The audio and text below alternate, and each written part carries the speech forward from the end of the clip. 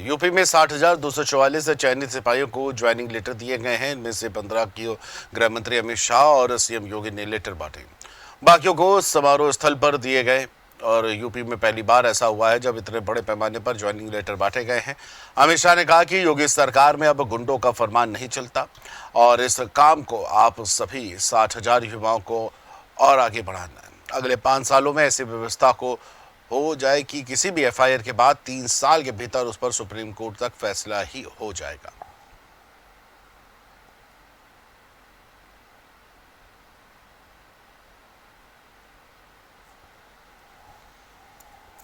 आज अब 60,244 पुलिस कार्मिक आपके कर कमलों से नियुक्ति पत्र प्राप्त कर रहे हैं।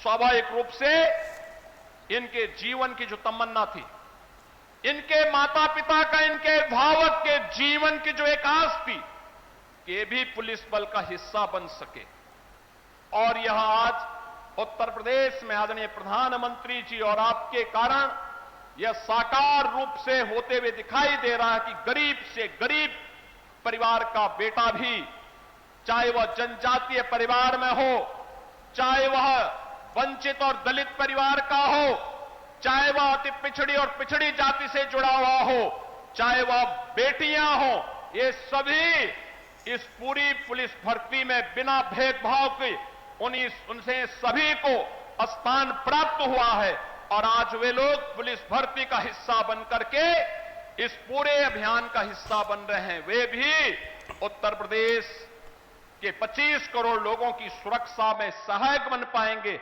यह दृश्य आज हम सबको यहां पर देखने को मिल रहा है। मैं आज के इस अवसर पर इन सभी नौजवान साथियों से कहूंगा, याद रखना, एक नियम है वर्दीधारी फोर्स के लिए, ट्रेनिंग में जितना पसीना बहेगा जीवन में उतना ही कम खून बहाने की नौबत आएगी। और इसलिए मैं ये सभी 60,244 युवाओं को मनपूर्वक अनंत अनंत शुभकामनाएं देना चाहता हूं। उत्तर प्रदेश का पुलिस बल पूरे देश में सबसे बड़ा पुलिस बल है। आजादी के वक्त उत्तर प्रदेश के पुलिस बल में एक प्रकार से पूरे देश के साथ इसकी कंपैरिजन होती थी, मगर कुछ साल जो रहे उत्तर प्रदेश की कानून और व्यवस्था बिगड़ती